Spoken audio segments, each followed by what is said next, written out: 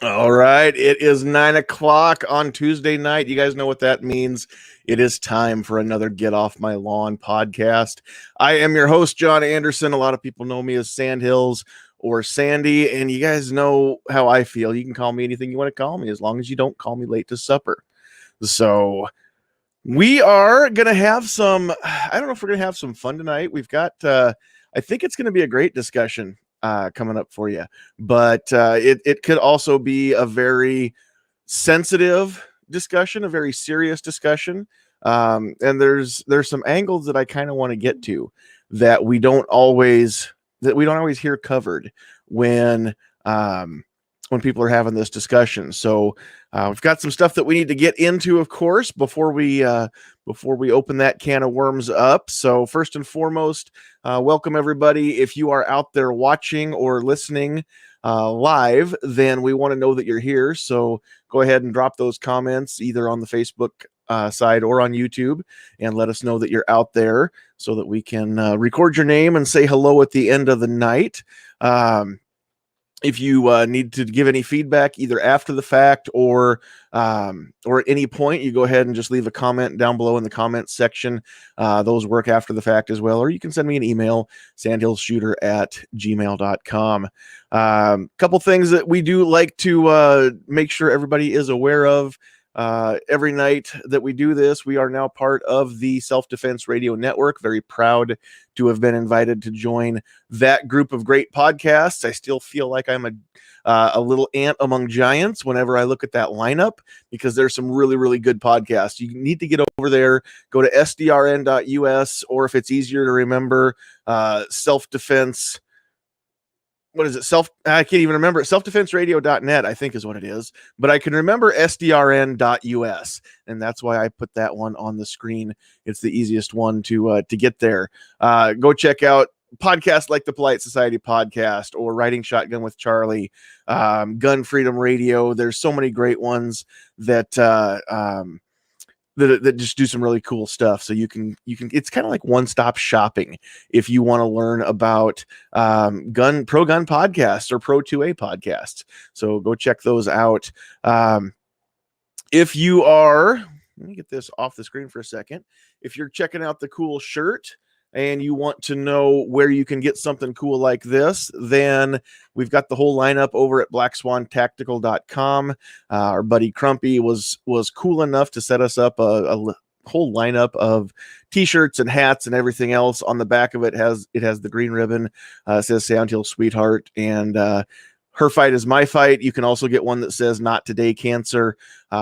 It is just helps bring a little awareness to the fight that my wife is going through with her non-Hodgkin's lymphoma.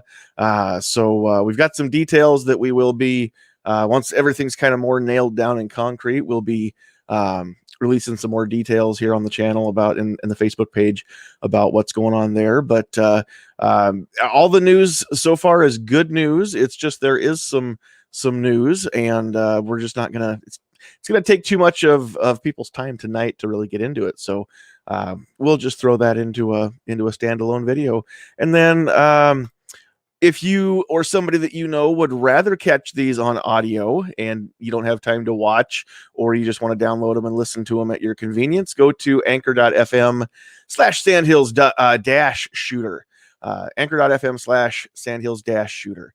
And you can find us there. You can find us just about anywhere podcasts can be found. Either search Get Off My Lawn podcast or Sandhills Shooter, or put it all into one search so that you can find us. But Apple, Google, Spotify, TuneIn, iHeartRadio, Stitcher, they're all on there.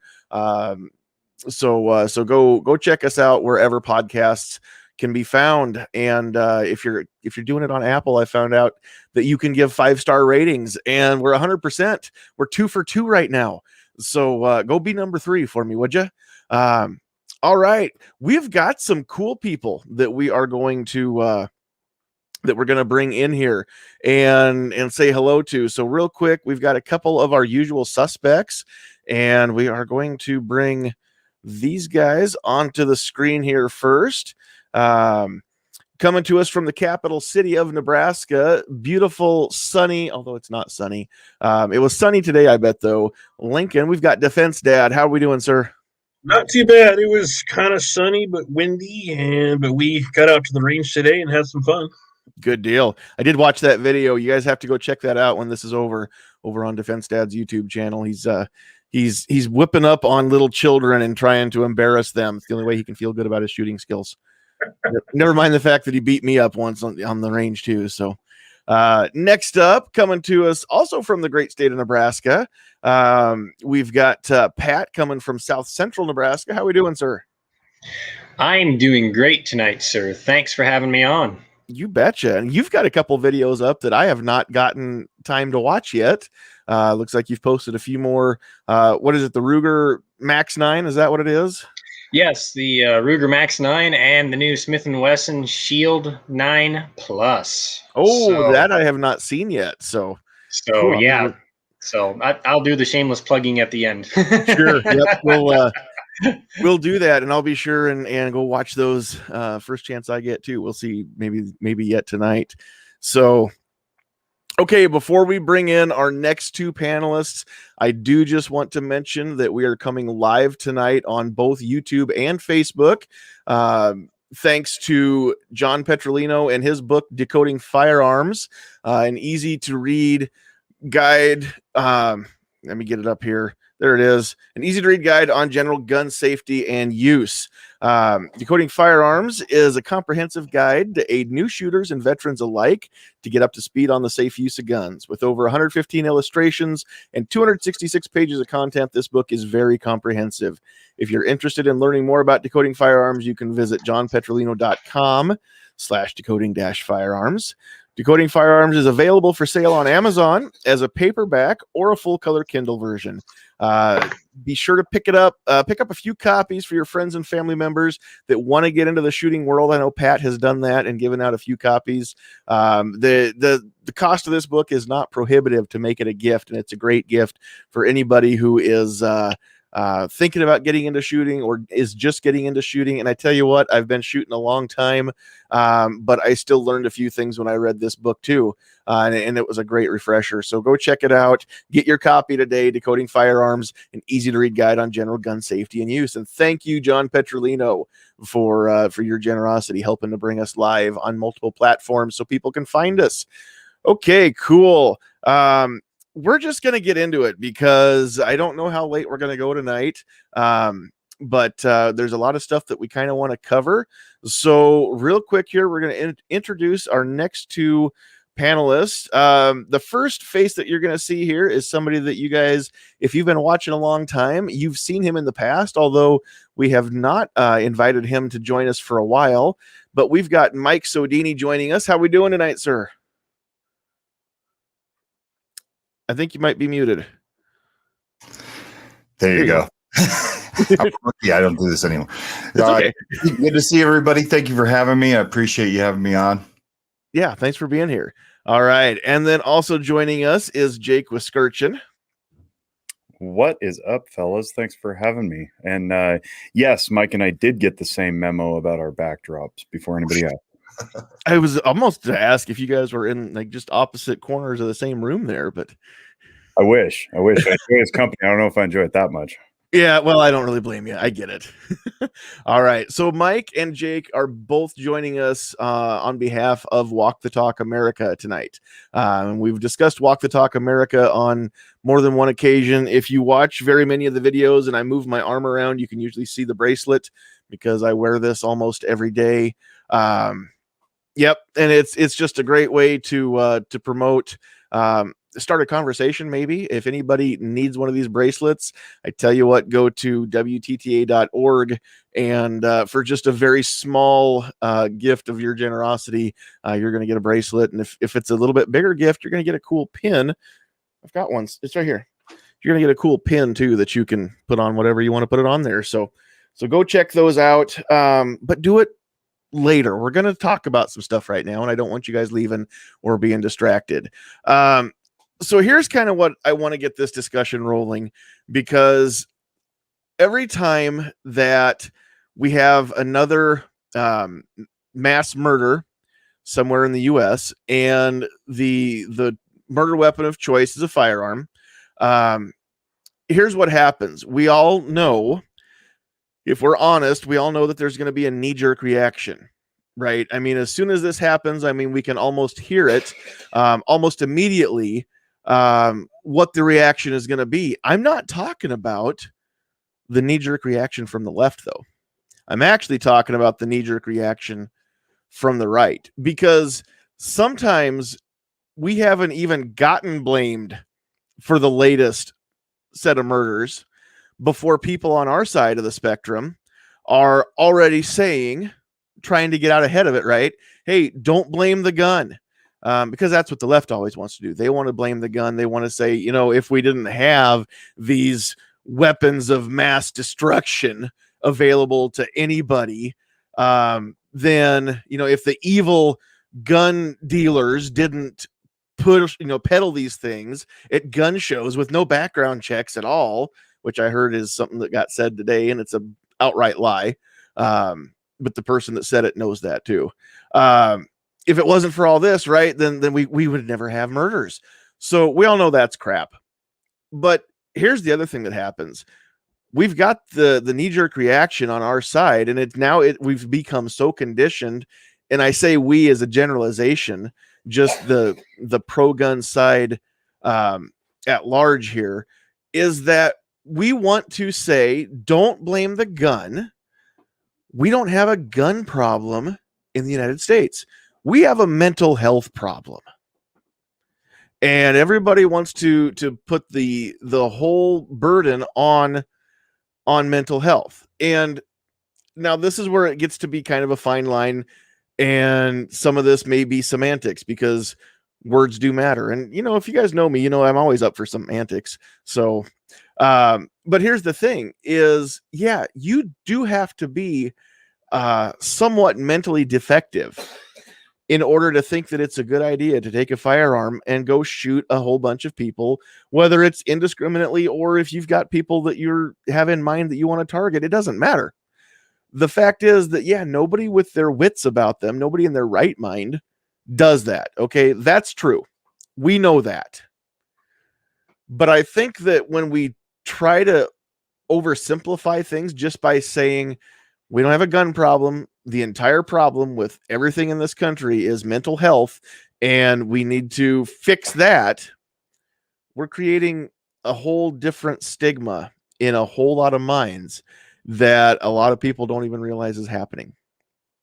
And so that's why I've got Mike and Jake with us tonight, because you guys, I think, probably see this way more than the average person does, and you see it either firsthand with people that you deal with, or you're seeing it possibly secondhand with people who are dealing with individuals who are suffering from some sort of mental health disorder, whatever that could be.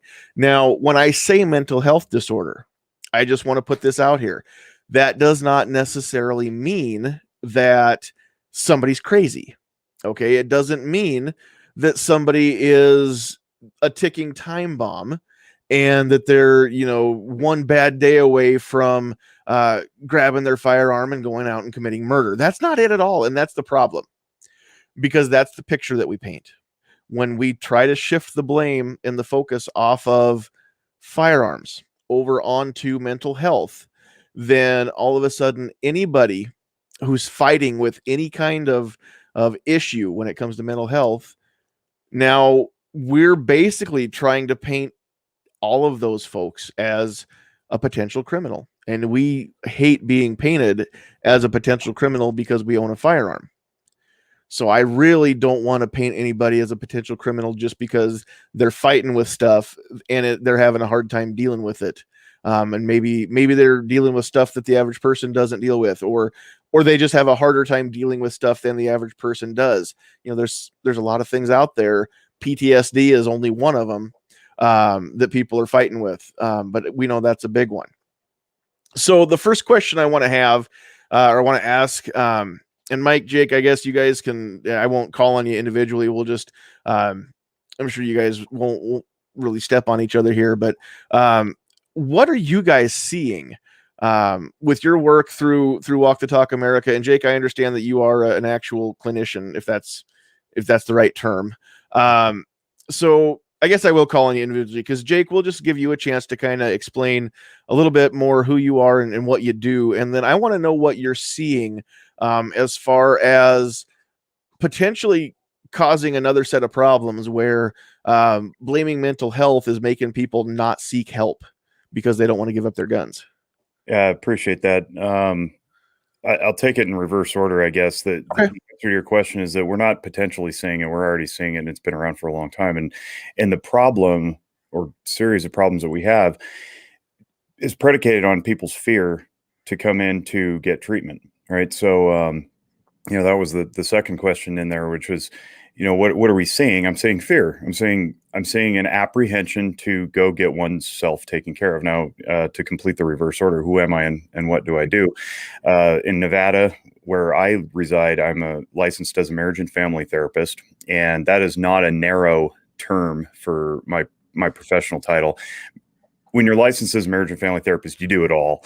And our scope of practice under the law is to treat virtually anything that walks through the door, as long as we're competent to do so. So there's certain things that I won't do because I haven't had adequate training, like degenerative cognitive disorders, for example, like Alzheimer's and other dementias.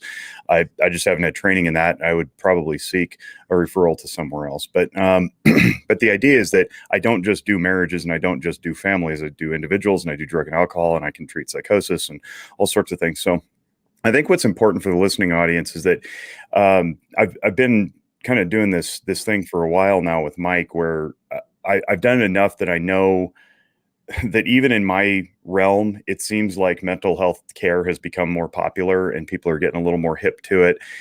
What I've learned is that way too many people just have no idea what we do. So if you don't mind, I'll take a few minutes and explain kind of what No, please do. And some of the various names and titles you might hear out there and what they do and so forth. So all the terms you used are completely correct. There's a lot of them that are interchangeable. Some people like to put themselves up as the language police and say that you're not allowed to use certain terminology. Some people have said that clinicians should be reserved for the physicians in the medical field. Some people say that we should refer to our people who we treat as clients and not patients. And for me, it just doesn't matter. Psychotherapy is counseling, is therapy, is talk therapy, is whatever. So anytime you're getting something treated that's not of the medical variety and it has to do with your psychological, emotional well-being, we'll just call it counseling. So you'll hear me use these terms interchangeably. And that's because I'm not interested in pinning somebody down and proving them that the definition they use is not my definition. It's not relevant and it's not useful. So just think of the traditional, stereotypical office setting. I could show you my office where I am. It's got a couple of couches and a chair, and we sit and we talk to each other, right? Well, that's one of many forms it could take. We do in-home work too. Sometimes we'll do walks around the block with people. We work with children in a play setting, as young as sometimes 3 years old, all the way up to people in their 90s who are, struggling with whatever they're struggling with. Certainly couples, premarital, in marriage, family systems. I myself just finished a day here in Nevada where I work about 90 miles away from Reno, where I live, in schools. So I work in a school setting where often I don't get to access the parents because they're just too busy. And that's why we do that service, is because without us, the kids wouldn't get any care at all. So marriage and family therapist, which is my title, is one of a series of people who do what I do, loosely speaking. You might also hear social worker, and social workers have different stripes within them. Clinical social worker is typically the one that does the talk therapy, and they often can bill insurance, that kind of thing. You'll also hear counselor, professional counselor. Usually it's an acronym like LPC. It would be licensed professional counselor. You might also hear drug and alcohol counselor. Drug and alcohol can include all sorts of addictions, not just the chemical kind, which are, ingesting something into your body, but also what we would call the process addictions of things like pornography and video games and hobbies that you're doing too much that you don't want to do anymore. And that might also include gambling too. So gambling counselors are often their own stripe. And then we have psychologists. Psychologists possess a doctoral degree. So mine's a master's degree. It's 3 years typically with somewhere between 300 and 600 hours, sometimes up to 1,000 hours of contact before you graduate. And then you go through an internship, which is another 2,000 to 3,000 hours before you're fully licensed and blessed to move on your own. Psychologists tend to go through a doctoral program where they do research, and then they come out. And oftentimes in most states that I know of, I think all 50 actually, the psychologists are specifically allowed by law to do what's called psychometric testing. So they can issue a battery of tests to you or your child or what have you in order to ascertain where their deficiencies are. And that can be anywhere from cognitive tests all the way to behavioral assessments. So that's kind of the broad overview. Now, what does treatment look like? Treatment looks like you're struggling with something, you can't really put your finger on it, and medical science hasn't given you an answer. That's usually how people end up in our office.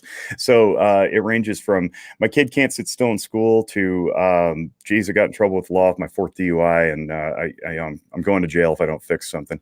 And people find their way into our office for all sorts of reasons that they just want to help get resolution with.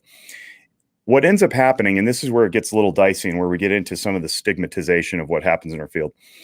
It would be great if, like every other profession under the medical umbrella, and I will plant us firmly under the medical umbrella, it would be great if we had preventative care in behavioral health. We don't. So that's another term you might hear: behavioral health, mental health. It's all the same.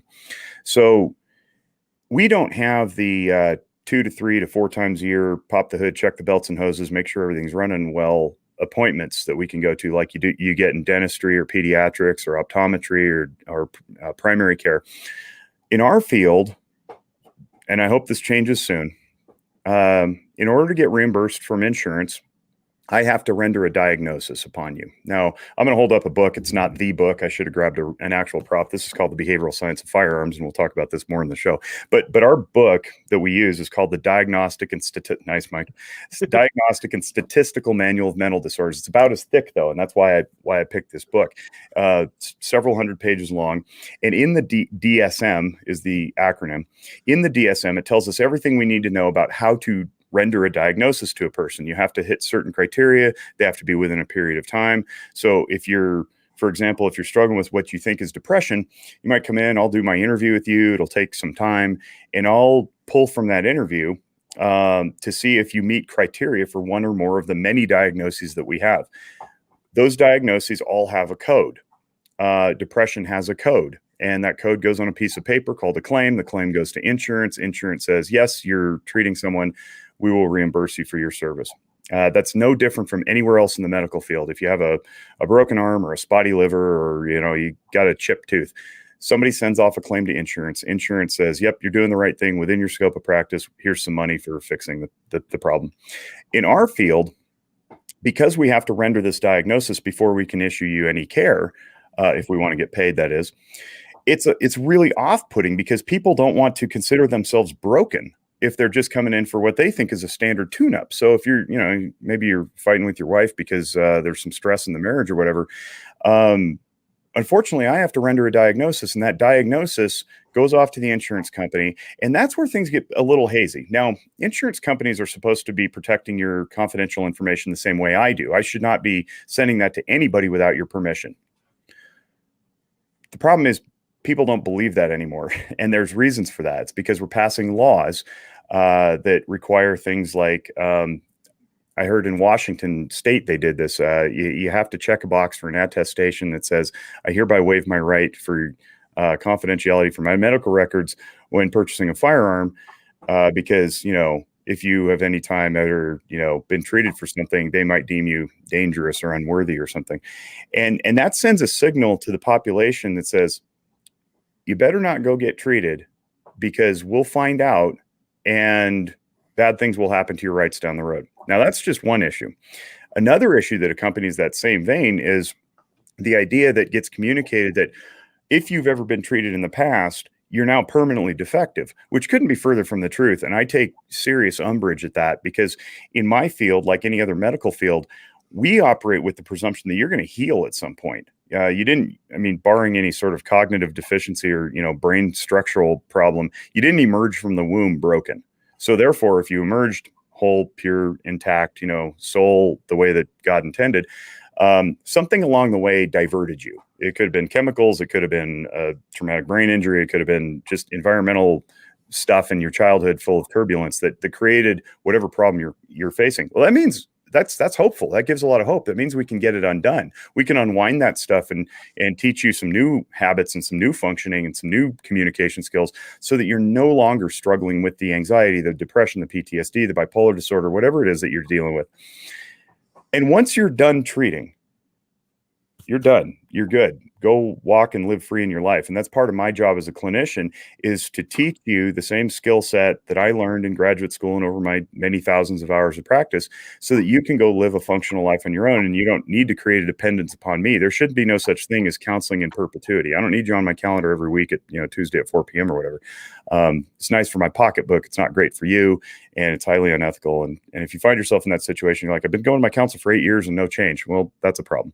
So that's basically the overview. Counseling should be time limited. You should see progress. You should progress to such a degree that you stop going to counseling, just like any other therapy, physical therapy, or anything else. At which point you go, hey, I'm good. I'm healed. I'm ready to live my life. I don't need to go to my counselor anymore. And that's to be celebrated, and is not to be held in a repository somewhere for the government or anybody else to go pawing through, should they decide that you're somehow deficient. And that branches into things like jobs too, right? So what we've seen since we've been pushing this stuff through Walk the Talk America is that it's not just gun owners who are afraid to come in and get some therapy. It's police officers who happen to own guns. It's first responders like firefighters and EMTs. It's emergency medicine physicians.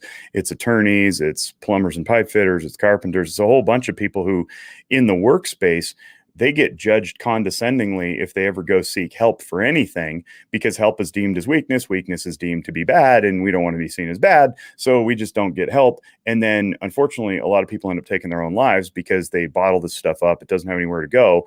And that's worse. So we're trying to prevent worse by opening up and offering the opportunity to somebody to come in without fear of retaliation or judgment or stigma, and just come in and say, hey, man, you're safe with me. Tell me what you need to tell me, and we'll help get through it. And except for certain exceptions, suspected child abuse and so forth, everything you tell me it's in this room and it doesn't go anywhere. So I've just said a lot. I know it's like drinking out of a fire hose whenever I talk. So I'm going to pause there. And if you guys have follow-up questions or there's stuff in the chat, go ahead and shout it out. I've seen one question, and it doesn't necessarily apply to tonight's topic, but it does apply to what you were mentioning, just with kind of the backstory here. Two Live Moo wants to know your thoughts on virtual visits in your field. Oh man, what a great question. Thank you. What a great name. I have so many jokes running through my head right now. Right? Yes, we do. We love him long time. Yeah. I was thinking big uddered cows, hump with it. Oh, so anyway, a lot of milk. I love teletherapy. But it comes with an asterisk. If you could not hear that in my voice, there's an asterisk on there. One of the things that I saw very early on in this pandemic was there was going to be a silver lining for my profession, because it was going to compel us to get competent at that medium, because forever we've danced around it and pretended it was something of the occult, and technology is not to be trusted. Well, now we don't have a choice, right? So what it's done is it's opened up a lot of care access to a lot of people from geographical distance who can't get here, to illness, obviously, inclement weather, running late from work, can't pick the kid up and be on time. Our cancellation rate really plummeted. So I'm really thankful for that. We do have a lot of empirical studies and research that suggests that teletherapy is as effective, if not more so in some cases, because there's some people who just can't get out, don't want to get out, whatever, is as effective as in-person face-to-face stuff. So that I love it. However, it has opened up the floodgates for a lot of, I think, well-intentioned people to do it poorly, but also some ill-intentioned people to play the role of charlatan and do what I would refer to as therapy light. So I just mentioned a whole bunch of stuff about the backstory of my field and why we should take this seriously. And what has taken the place of good, serious therapy is sort of this touch and go stuff, which is not ineffective. But I worry that it's treating symptoms and not problems. And that's a big issue for me. So I'm not, if you walk into my office, for example, and you say, I got a problem with playing softball too many nights a week and it's causing, friction in my family, I'm going to talk to you about that, but it ain't about the softball, because as soon as we get you not playing softball, you'll substitute that with something else. And so I see this all the time when you get somebody to get off the alcohol and, okay, your alcohol dependence went away, but now you got an anxiety disorder. Get rid of the anxiety, depression pops up. Get rid of the depression, now you're smoking cigarettes. So like, instead of playing therapeutic whack-a-mole, I would want to know what it is that's forcing you to get out of the house and avoid your family every night of the week. And unfortunately, that doesn't come with a diagnosis, and it doesn't come with a code. So I have to render a diagnostic code. It says, softball addiction or whatever. But really, the conversation is going to be about avoidance, right? That's the problem. The symptom is the leaving the house to play softball 7 nights a week. Sure. And I think that a lot of these the companies that have opened up and made a gazillion dollars to hire Michael Phelps as their spokesperson, I think that they are doing symptom treatment, which feels great, but it doesn't solve the problem. Yeah, and I have no psychological training background, anything like that, but even I know that the problem is never the problem. Right. I mean, and that's something that as Second Amendment advocates, I mean, even when we have these discussions, very rarely is the problem that is stated in the opening statement the actual problem, even from people who are anti-gun or anti, fill in the blank, whatever it is. So yeah, I definitely hear what you're saying there. So one more thing, and this, just bear with me because this is it's a 2-message question here from Seven Wonders. He says what bothers him is that there are millions of American gun owners with mild depression or anxiety who are on SSRIs. The vast majority of these folks are not a threat to anyone, yet he keeps seeing folks mention SSRIs as if they're in the same category as antipsychotics, and he would like to know your opinion on this. And for anybody who's listening or watching that's not sure what SSRI means, would you just fill in the blank there for us too? Yeah. So the first qualifier I have to issue is that I am not a medical doctor. So I'm not a prescriber. I don't prescribe medication. I do read a lot about psychotropic medicine, and I'm reasonably competent to know what is working and what's not in somebody. So SSRI is called a selective serotonin reuptake inhibitor. And what it does is so when your brain pulses, so I have a whole lecture on emotional functioning. There's a bunch of videos on it you can see on the Zephyr YouTube channel and the WTTA website as well. But in the brain, so we have a bunch of chemicals. One of them is serotonin. Serotonin generally elevates our mood. And what SSRIs do is they inhibit the reuptake of the serotonin. So think of your brain like a sponge. Anybody who smokes cigars has a humidor, that you have to keep rehydrating the humidor. Brain's kind of the same way. So like we have our limbic system, we got some glands in there. They'll excrete this chemical. We got a bunch of chemicals, cortisol, adrenaline, norepinephrine, epinephrine. Serotonin's one of those. Serotonin, when it excretes, it gets reuptook, and then so it can get excreted again. And it helps to establish a good mood, essentially. So what the SSRIs do is they keep the serotonin from going back in to the brain, and it keeps the brain happy. Essentially, you get a better mood out of it. That's their function. So you're literally altering your own brain chemistry. And I will pause here to say that you can alter your own brain chemistry simply by shifting your attention to something that you enjoy. So if you shift your attention to something that's very sad, you're going to have sad chemicals flowing through your brain. If you shift your attention to something stressful, guess what else is going to happen? So just know that you don't necessarily need chemical intake to change brain chemistry. You need to practice where you focus your attention. So it is possible. I'm not saying that SSRIs are bad at all. I think they're great. And if you need them and take them and they work, good, keep doing it. Where people, I think, get a little sideways is sometimes SSRIs are used as antipsychotics in certain cases. And the tough part about talking psychotropic medication is that it's all experimental and it's all individual. Now, that's not to say that we're using the country as lab rats. They've been tested and proven, and the FDA has given its approval and all this stuff. What I'm saying is that physicians are making their best guess every single time they prescribe, because we're all different. as human beings. And so what works for John may not work for Mike, may not work for me, may work really well for Pat. And that's all variable by who we are, body weight, chemistry, all sorts of stuff, age, even race and ethnicity. So when we hear things like, the crazy guy was off his meds, or crazy guy was on his meds and the meds caused the problem, right?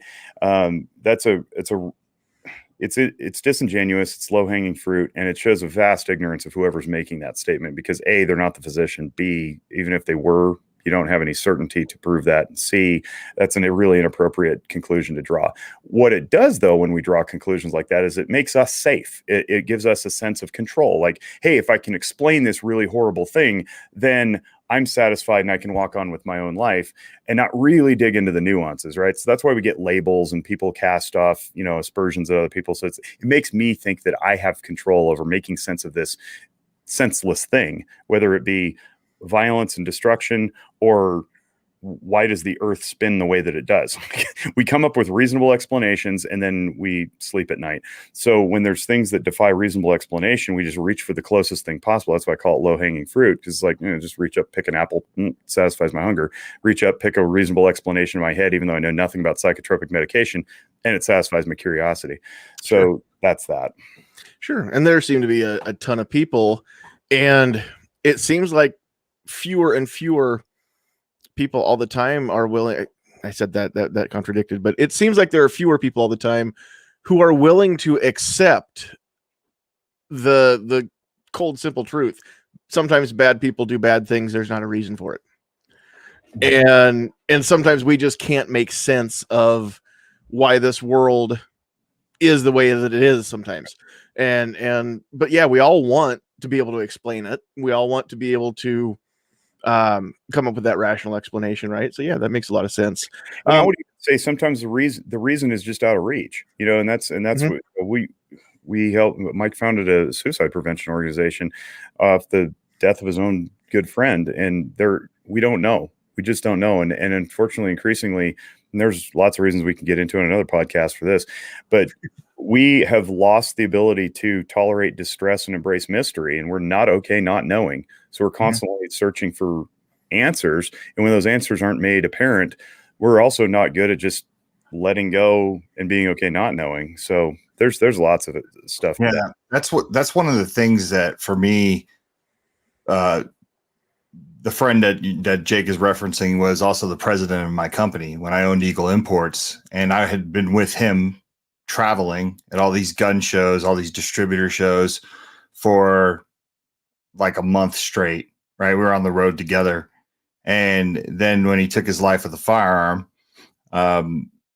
everybody kept coming to me to say, like, Mike, what did he say? You were with him for a whole month, right? And the sad part about the situation was I'm trying to mourn. I know they're in pain, but I couldn't tell them anything, right? And that we all want to think like, oh, someone was suicidal. They're showing all these emotions. They're giving all these clues.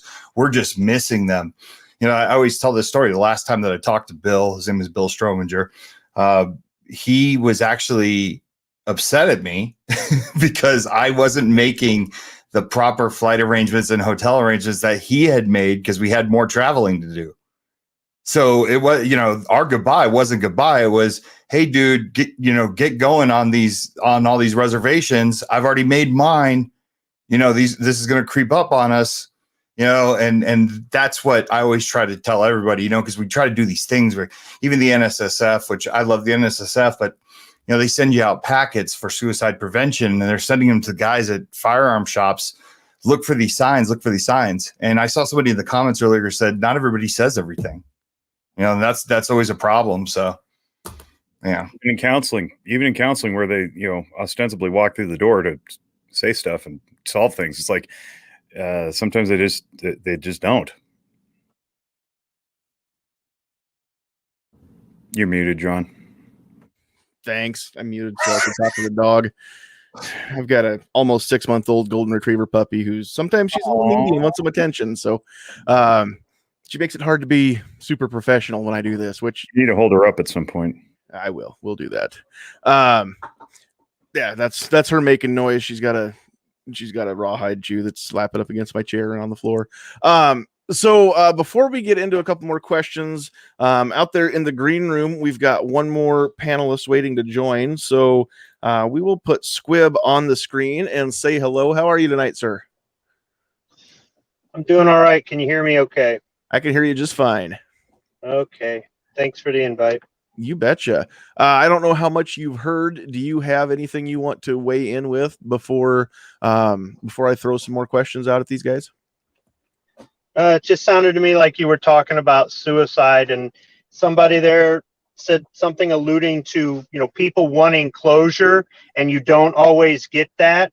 Mhm. And I agree with that statement. There are times where we will never know. And for some people, they're not satisfied with that, whether they're personally involved or whether they're just interested in following the story. And sometimes that's the way life is. And I don't understand why.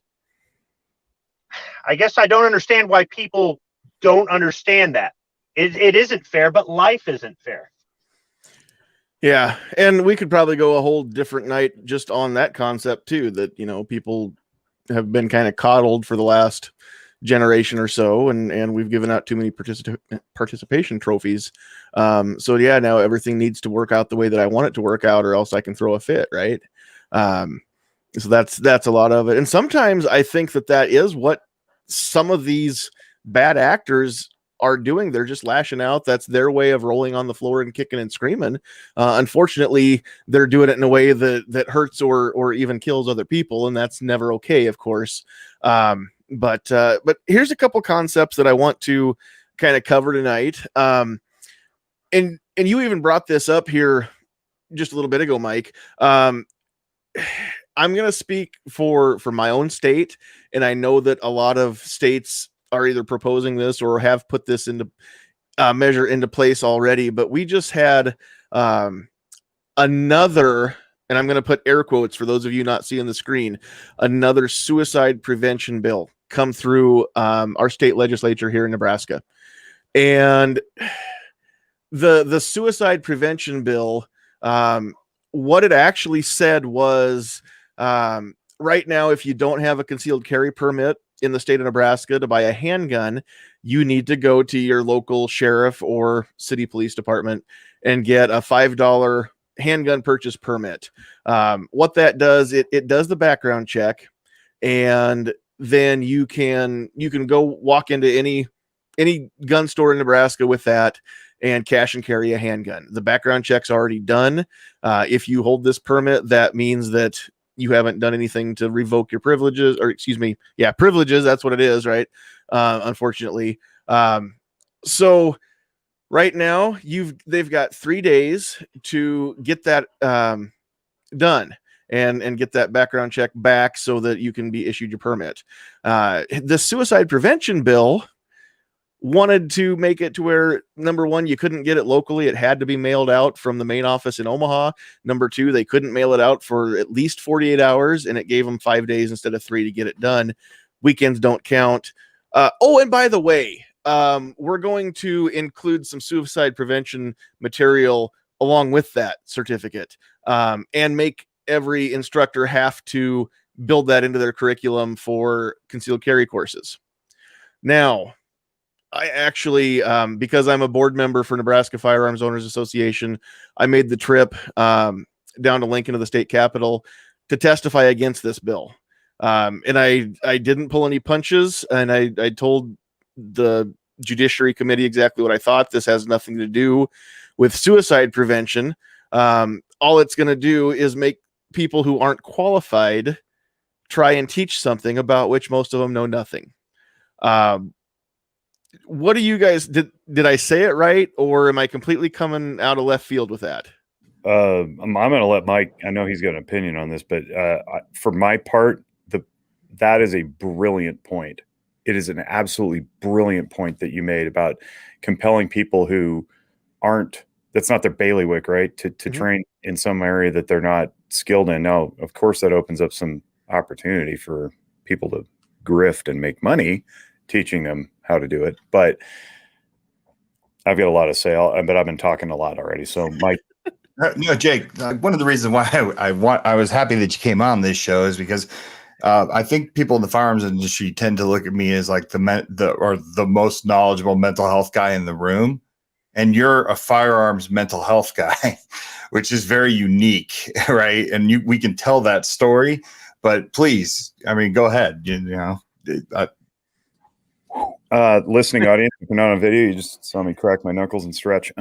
Okay, so here's the bottom line: we don't need to be told by government to do all those things. I mean, outside of the background checks and the bureaucratic nonsense that's clearly made to be obstructive to gun access, I see nothing wrong with incorporating a suicide or mental wellness training in not just firearms training and CCW permit training, as if we need a permit to carry, but that's another issue. Yeah. But I would put it in everything. If I had my magic wand, which I used to have one, but it broke, and I haven't been to Ollivanders to take care of that lately. But if I could wave my broken magic wand over society, the first thing I would do, probably the first thing I would do is to incorporate emotional functioning so that we know what our brains are doing between thought and feeling into all 9th grade health education courses. I would start a little younger with the elementary school kids, and I have a 5.5 and a 3.5-year-old, but I've been in and around education my entire life, both as a teacher and as a director and of community volunteer and all sorts of stuff. So I think 9th grade health education should also incorporate that. Now, we're doing some good stuff with suicide training and intervention and screenings and all that stuff at the middle school level and the high school level. And I saw an entire community change because they implemented a program about 7 years ago regarding the signs of suicide screening. Now everybody's talking about mental wellness. Parents are more likely to get their kids into care. Kids are pointing out each other when they're sensing struggle in the classroom or outside of school. I mean, it's really beautiful. Like I'm seeing a whole community heal. It's a small community. It's like 2,500 people, which made it, flexible and nimble enough to do it. But the point is, it can be done. And I think suicide exposure training, all that stuff's great, but it's a little too out of touch for most people. I think we need to start with something that literally everybody can understand, and that's emotional functioning. That's why I'm big on the emotional functioning stuff. It forms the foundation of all my clinical interventions. So if I were to wave that magic wand again, and I would teach firearms owners about their own emotional functioning and their impulses, right? And then not just that, but to recognize them in others. And that's when we get into some of the Mike and I and Rob Pincus and some of our other advocates with WTTA have really pushed for this change of language away from safe, because safe can mean too many things that are very disparate to too many people, and more toward responsible when we're talking about storage and keeping of firearms, because responsibility, as opposed to safety, which is sort of generic and out there and sort of ethereal, responsibility is about one person doing something. It's an action that one takes. It's not an idea. It can't be shifted onto somebody else. Responsibility is up to you. So if we're talking about responsible storage, just a safe storage, it's much clearer. So when we get into the responsible storage stuff, that gets down to the individual's own responsibility, not only to store safely, but also to educate oneself on the signs and symptoms of somebody going a little off. And maybe that's when we need to intervene. And again, we don't need the government to tell us to do this stuff. We as gun owners need to do it ourselves and communicate that message to the rest of the community, to our friends and our family and our colleagues and people across the country. I have relatives in Omaha, Elkhorn, actually. So Nebraska's like, cool. But I think if we start doing it and we become proactive at it, there won't be need for legislation. In fact, we can march right in there and be like, hey, love what you're doing here and all, but we're already doing it. So what's the point? As opposed to, don't do this, we don't need it, right? But we've just been so slow on the uptake. I think we're getting carved out of the conversation. I'll kick it back to Mike, because I know that you've got a bunch of programs that we really should tell people about that we're already trying to do. I mean, that's the whole point of Walk the Talk, or that's what Walk the Talk America has become, right? When I first started this, John, like my thought process was, we're just going to hand money to the mental health community, fill in the holes, fill in the gaps. We're going to be able to stop the mass shooters. because that was really what I wanted to do. Because these tragedies that happen, they hit us pretty hard. I knew that from just being in the industry. But they pushed me to suicide prevention. And when I say that was the mental health professionals, right? The highly decorated, mental health professionals saying, focus on suicide prevention and you'll be all right. And I had to say, hey, I don't want to do that. I want to do both, but I really want to stop the next mass shooter. Well, stopping the next mass shooter is like finding a needle in a haystack, and they know it, right? So it forced me to look at the organization and say, what kind of programs, what can we do ourselves? No one telling us what to do. Maybe some people giving us advice. What can we do? What value do we have? The space. I'm talking about the gun shops, the trainers, inside the box of the firearm. That's all valuable space. And we can control what we put in that. Mm-hmm. And we can also come up with our own programs that help prevent suicide prevention. And by doing that, we can also cast a very wide net that potentially could catch the next mass shooter. I've never given up on that, right? Just making sure that you get access to people who are in crisis without fear of consequence. So you don't have to walk around with a scarlet A on your chest the rest of your life. You shouldn't be prohibited from buying a firearm because 5 years ago you were in a bad relationship, the person left you, and you went and did the right thing before you got violent and hurt yourself or somebody else. You went to go get help. That shouldn't stay with you the rest of your life. So, I definitely agree with what you say. I think with firearms, we can do everything ourselves. There's enough Jakes out there. There's enough mental clinicians that take our cultural competence firearms course to get qualified. I mean, we had 2 people today, Jake, that came through. Yeah, so that was awesome. Yeah. Sorry. Go ahead. I was just going to say, because you said there's plenty of me out there, and I think people doubt that. And what we want to do also with our website is create a database that is publicly accessible that says these people took our course and or otherwise signed on to our mission and are not going to judge you if you come in. And I tell this story all the time on our podcast. We have a podcast, by the way. It's called Guns and Mental Health. It's amazing. No bias whatsoever. But we, I tell the story all the time about how I basically had to come out of the closet as a firearms owning clinician to my clinical community because we're so judgmental about firearms. And I don't even think it's intentional. I don't think people actually scoff at it.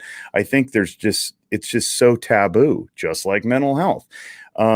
We don't want to talk about people's mental illness. We don't want to talk about their struggles.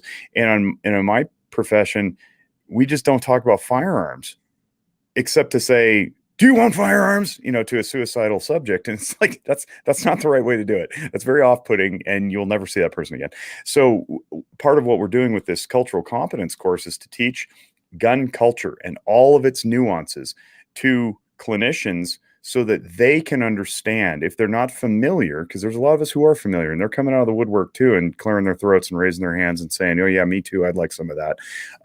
But to the ones who are just genuinely curious and have open minds and haven't already closed themselves off, they come in and they go, my goodness, I had no idea that there was this much dynamism to gun culture, to the firearms people, the industry, the hobbies, and the professionals, and they have their minds changed. They might still be not gun people. That's fine. Like, I know that, Edgar Antillon wants to arm everybody. That's not a bad idea, but not everybody wants a gun, and that's fine. We're not interested in selling firearms to people. What we're interested in selling is non-judgmental, welcoming embrace to those who are struggling. And when you got statistics published by Pew Research Center from 2017, by the way, not exactly recent given the surge in sales, that suggests that 42% of Americans, probably north of 50% now, either own a gun or live with somebody who does. That's half your freaking clientele, man. Mm-hmm. Like, every other person who walks through the door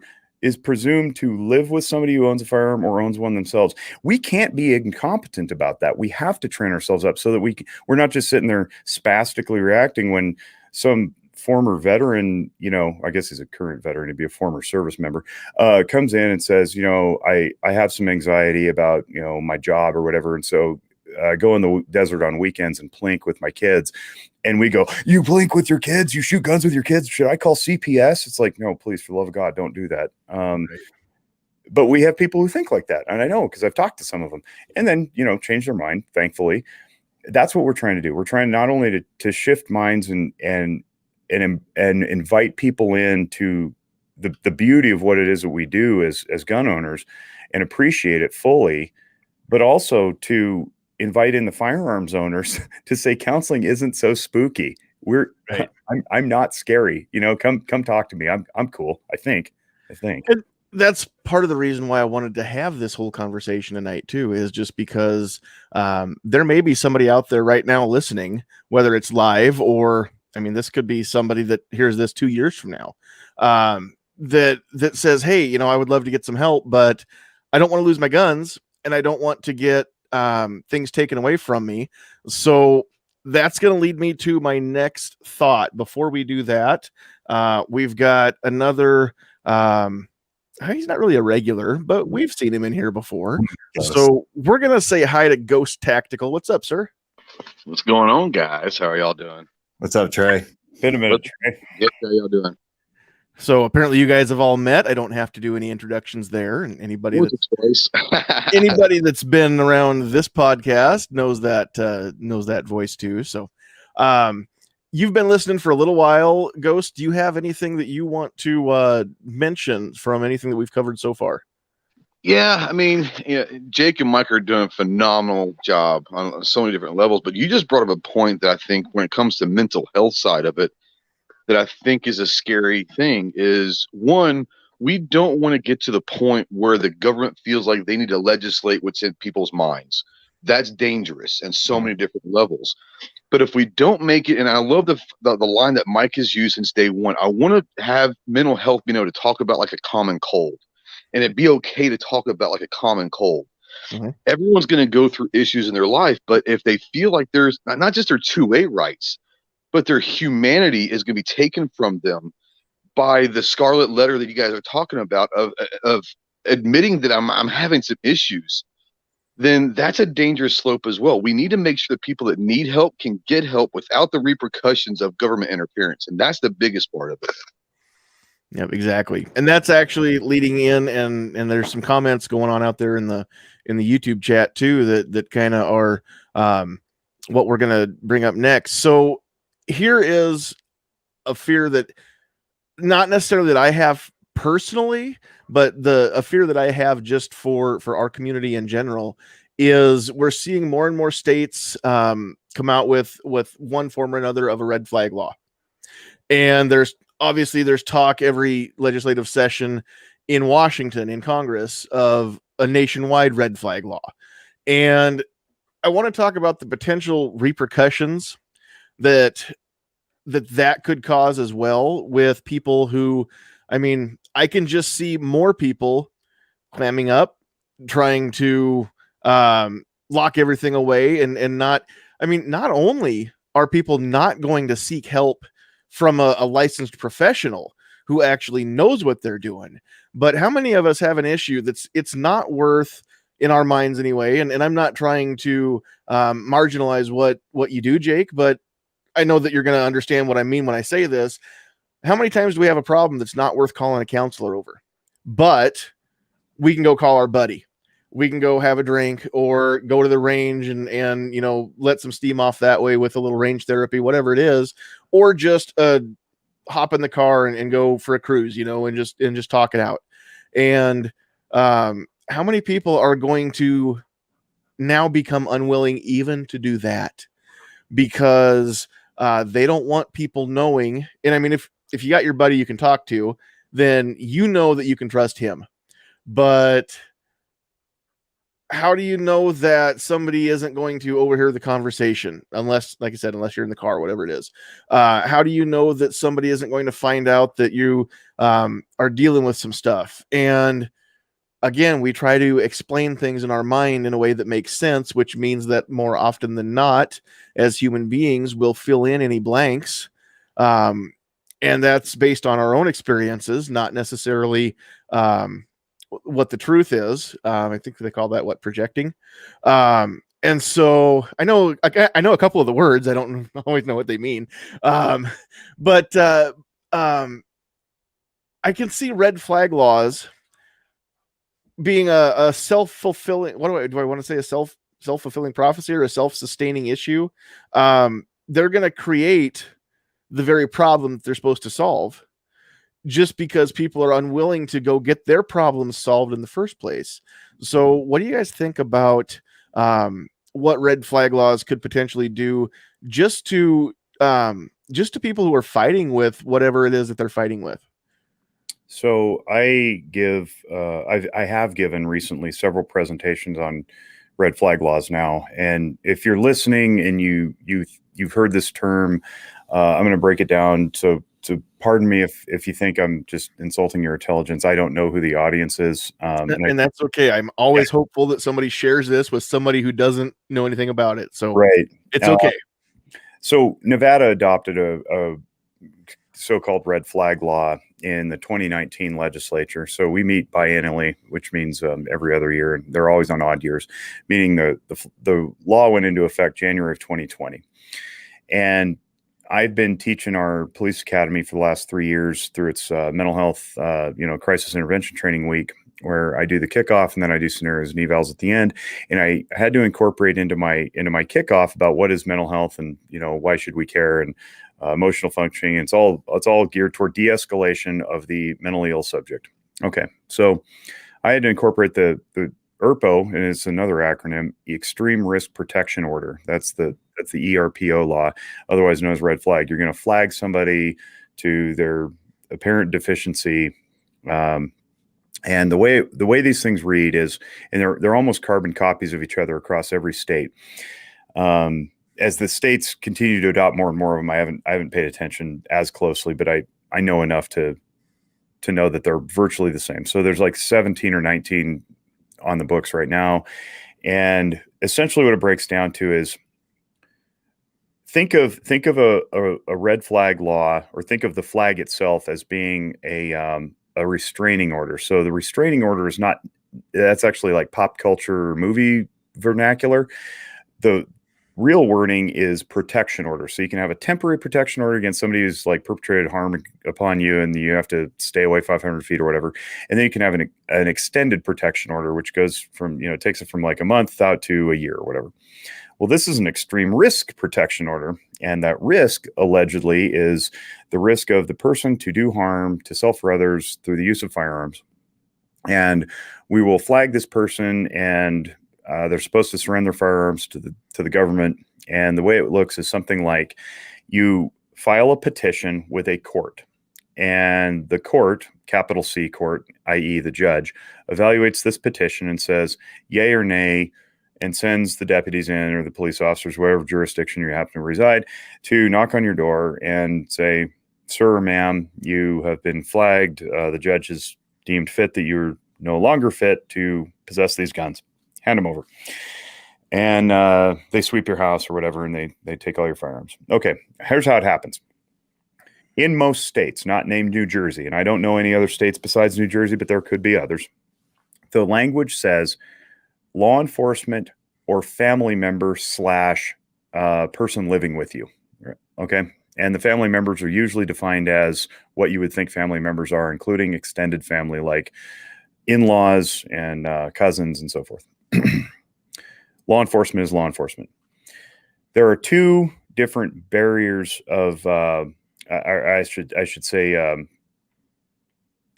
burdens of proof. So if you're familiar with the burden of proof scale, with regard to when law enforcement or someone else can establish what they need to establish to allege something, the lowest burden of proof is reasonable suspicion. The highest burden of proof is clear and convincing evidence. Right below clear and convincing evidence is what you probably heard of in the movies called beyond a reasonable doubt, or beyond a shadow of a doubt. Excuse me. I'm a little phlegmy this evening. So what happens is these laws say family members can fill out this application or this petition to the court based on reasonable suspicion that you are at risk to use your firearms in a negligent way to cause death or harm. Law enforcement must use probable cause. That's a step above reasonable suspicion. Okay, so the petition goes through. They determine that you're at risk. You have to give up your guns. Now, there's all sorts of issues in there that obviously law enforcement was not consulted upon, because can you imagine being a cop showing up to somebody's house who's at risk, and we'll just presume that there's a real risk, right? Let's presume this is of good nature and good intent, and there's actual legitimacy. Knock, knock, knock on the door. We're here to take your guns. How do you think that's going to go over? Yeah, we've already seen that go not well in Maryland. Yeah, not good. And then you have no knock orders. That's worse. Mm-hmm. So already you've got conflict on your hands and possibly escalating a situation that didn't need escalating in the first place based on somebody's suspicion. All right. Let's say it goes well, right? They knock on the door. Hey, sir, ma'am, we heard these things. We've got this order. And they go, thank God you're here. I didn't know what to do. I really need help. Great. Okay. Hand over your guns. We'll keep you safe from the guns. Never mind all the other dangerous objects in your house, like the sharp objects and the rope and the shoestrings and the Drano under the sink.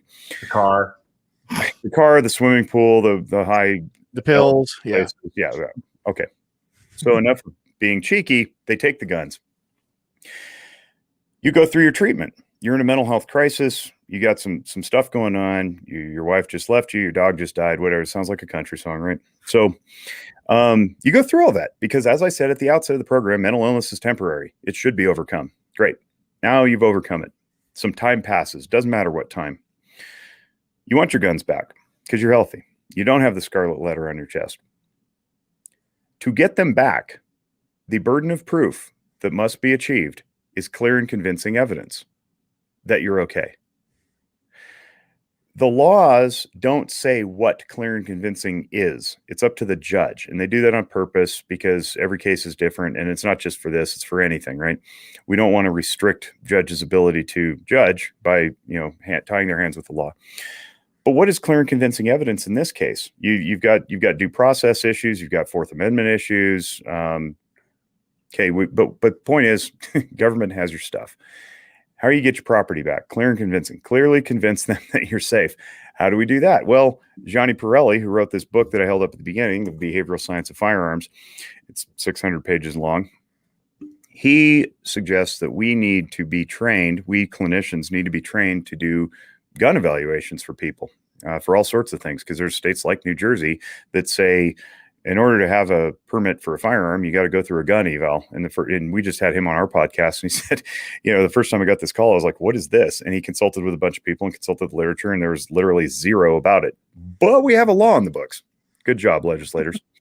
So the thinking is judges would shoulder tap clinicians to come in and assess this individual and say, are you or are you not safe? Well, guess how many of those there are in this country that can do that? Like zero, because the training literally didn't exist until Walk the Talk America invented it in the first place.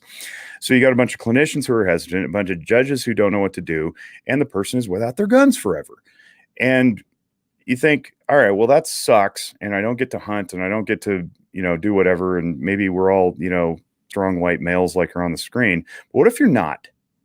What if you're in a different situation and you don't have the average middle class or upper middle class white resources to pay for, things like lawyers? What this disproportionately disadvantages is our minority communities, our impoverished communities, domestic violence survivors, and a whole litany of other people who are otherwise traditionally voiceless at the table. And Laura Smith from Liberal Gun Club does a great job breaking that down. But my problem with the red flag laws is it dissuades people from getting care, because in New Jersey, and remember I said New Jersey was an exception, New Jersey's law doesn't say family member or law enforcement, it says any person. And now, as of a month ago or so, I saw, thanks to Mike sending it to me, Johns Hopkins University, their public health school, put out an hour-long video on YouTube where they have two different cartoon vignettes telling physicians or otherwise interventionists in the medical sphere how to talk somebody into red flagging their family members when they're otherwise well-intentioned person being treated, patient, client, might not necessarily need to be flagged. On top of all that, when you get a protection order issued against you, it's a legal insertion into your life. Every time you fill out a form for an application to a job, you fill out a background application, you have to attest, are you subject or have you ever been subject to a protection order? Guess what that is? Now we've just criminalized being sick. So you're sick in the body, you're sick in the head. We've made one of those criminal, and it goes into your background check. It goes into your job application form. And that's a problem. And of course, people aren't going to go seek treatment if they think the clinician they're going to seek help from is going to flag them. Not just, let's take guns out of it for a second. I know we're all 2A people, but it's a property rights issue. And let's pretend you don't care about your property. All right, you want to get rid of your guns forever. You still have the scarlet letter now. Yeah. Now, my profession has a responsibility, and I sing this loud as I can from as many high places as possible. We need to start pushing back on this because it's deleterious to our profession to have people scared of treatment because they think that somewhere down the road they may be denied a job, denied a privilege, like maybe driving, for example. I don't know how far this goes to the DMV. Certainly their Second Amendment rights, simply because they were ill. That's not okay. And our associations need to galvanize, and unfortunately they're not. And I have a big problem with that, and I have a head full of opinions and lots of words to express them. But for now, I just want to pause because I want to say how stridently opposed I am to these red flag laws. However, they're on the books, and the best we can do right now in the current culture is probably not ask for a repealment of them. We can ask for modification to at least give us clarity on what clear and convincing evidence comprises, and or at least bring down the clear and convincing to reasonable suspicion that you're okay. Right. Because that's what got your rights taken away in the first place. Yeah. And John, just to let the listening audience know, like, Walk the Talk America has been around long enough to gain the respect that it has to be at the table for many of these discussions. And I want, sometimes when we look at ourselves as a firearms industry, you can get disenchanted because you can be like, look, we don't even have a voice. People are censoring us. We can't even go into these conversations. We're there, and we're having these meetings, and we're bringing the right people in, and we're using a little bit of a keto move to like kind of spin this in other ways to kind of change minds. But we just got there. We just got these seats at the table. Right. It's going to be a while. You know what I mean? Yeah. If I've learned anything in my short tenure as a NFOA board member, it's that the legislative process does not move quickly. And I knew that, but I didn't know that like I know it now. And I've only been paying attention for, what is this, March, for 3 months now. And so, yeah, I'm with you. But again, I mean, that's why we're having this conversation, because some of these thoughts are thoughts that maybe a lot of people haven't stopped to consider, especially, anything that happens. It's so easy to grab your phone and throw out a meme or throw out a post onto social media, right? Not understanding that, I mean, sometimes we are our own worst enemies, even within the Pro 2A community. And sometimes we mean well, but we end up shooting ourselves in the foot. And what I don't want to see is that. So yeah, I'm glad you guys are there. I'm glad that there is a Walk the Talk America. Would it have been cool to have your seats at the table years ago? Sure, but better late than never. I'm glad that you're there now. I'm glad that finally there's somebody who not only can be a voice for firearm owners, but somebody who can be a voice that they'll actually potentially listen to. I don't know if they are listening to you yet, but at the very least they wanted to hear your opinions, or they wouldn't include you. So, I mean, we're making progress there from our end of things too. Real quick, I will say that some of our work here in Nevada has been with the VA, or well, not specifically directly with the VA, but the Nevada Division of Veteran Services. It's heading up the mayor's and governor's challenge teams to prevent suicide. And there's been large, widespread interest in altering the red flag law as it stands now, and that's pretty cool to see from the veterans community. And with the firepower that they could potentially bring to something like that. Unfortunately, we couldn't challenge it this year, even though it's an odd year. It's a legislative year because it's too new. It would be herky jerky and it wouldn't come off real well. But I think in 2 years, in the next session, we really have some opportunity to make some good inroads. And I hope by then the word has spread that this was just ill-conceived, even though it was well-intended. And I do want to say that I think that the legislators who put forth these laws that eventually end up having these unintended consequences, I do believe they have their hearts in the right places. They don't necessarily have the information. And a lot of the times it's because they either failed to ask because they didn't know who to ask, and they don't know that people like me are out there that are knowledgeable about such things. But also they have I don't want to say agenda, because agenda has been so pejoratively stigmatized, but their agenda is to go make change, right? That's why they got elected. They want to go like make stuff happen, and they want to do it with great urgency because a lot of times these legislative sessions are limited in time. And there's just not a lot of time to gather everything. So now, then later, we can go amend the law. And that's the beauty of living in a democratic republic, is we the citizens can do whatever we want with our laws. So, not all hope is lost. And I don't want to cast a bunch of doom and gloom. And I definitely don't want to disparage the people who are up there writing and passing these policies, because they're only doing what they think is best. And until they get different information, they're not going to know different. And that's part of our job too, is education, right? Nope, exactly right. Real quick before we go any farther, I'm just gonna give a chance for Defense Dad, Pat, Squib, or Ghost to throw out any comments or any questions that any of you guys have, because we haven't really given anybody a whole lot of chance yet to weigh in. So I'll just let you guys figure out who's going first and give you a chance to bring anything up or ask anything that you guys want to ask. Okay, I'll jump in here real quick.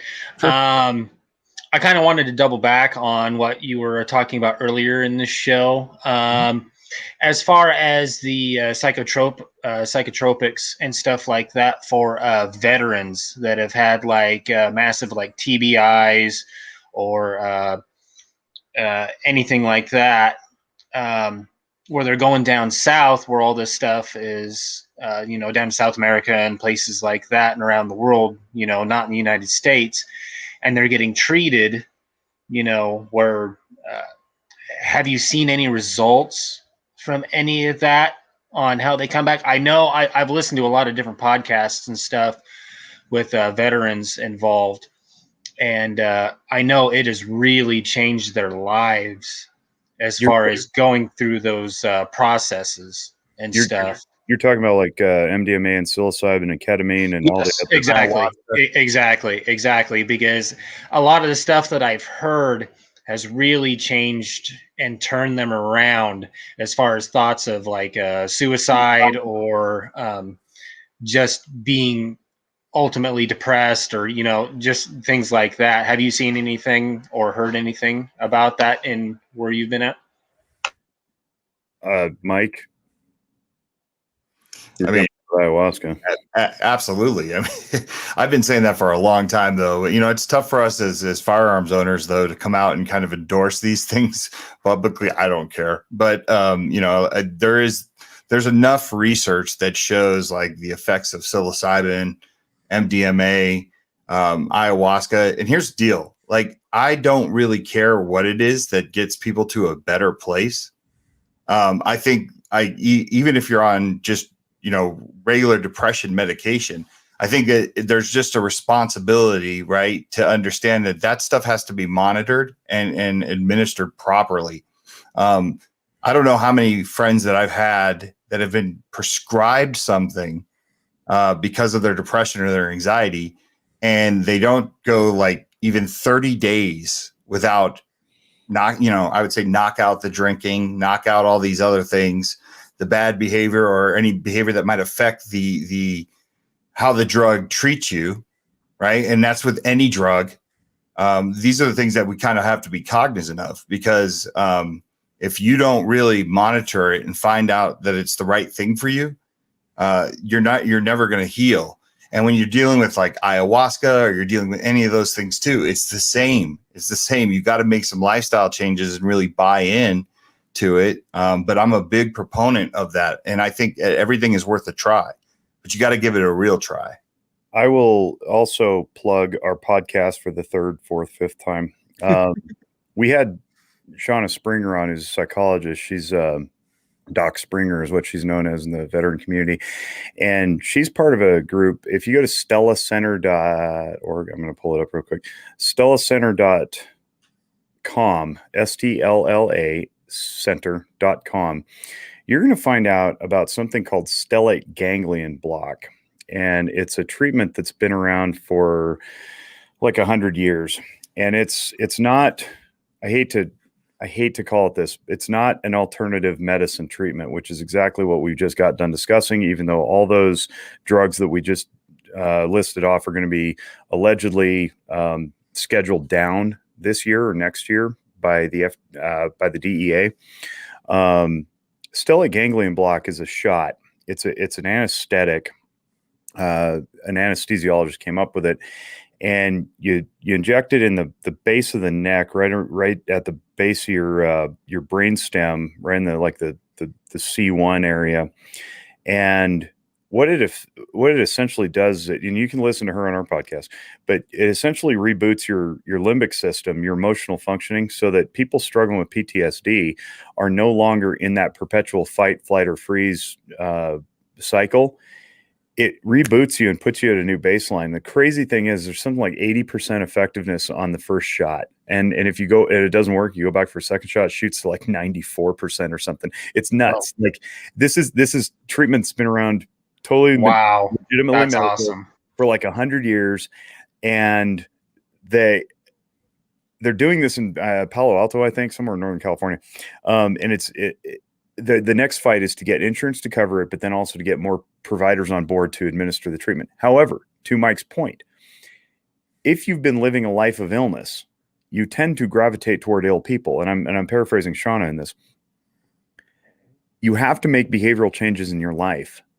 Just because you have your awakening with your psilocybin, or you go through your MDMA experience, or you get your stellate ganglion block, and you wake up and you go, oh my gosh, I want to live a different life. You can't just automatically start doing that. Whatever you practice for a really long time, you're going to get good at. And if people have practiced living poorly or being angry or gravitating to people who don't necessarily have their best interest in mind, maybe even sometimes in marrying them, you're going to have to practice something different if you want to get out of it. So even though we've reset the mechanism, the outward behavioral performances will pull you right back into that. So I am a big fan of all the non-traditional, non-psychotropic, non-big pharma interventions, including talk therapy, which is effective. EMDR is effective. There's all sorts of stuff that's effective. Try what works for you is what I would say, but also be cognizant that if you've been practicing something a certain way for a certain period of time, it's not going to go away overnight because you didn't get there overnight. Hey, by the way, Jake, I think we should plug Shauna's book. Because there are a lot of veterans and probably active duty military listening. Warrior: How to Support Those Who Protect Us is a great book.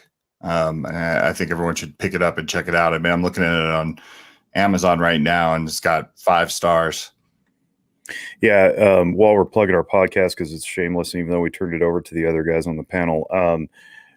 So some of what I was drawn from when I was talking about the red flag stuff with regard to law enforcement came from our interview with Ryan Hale and Christy Butler, who are both clinicians who ride with law enforcement to go to those calls.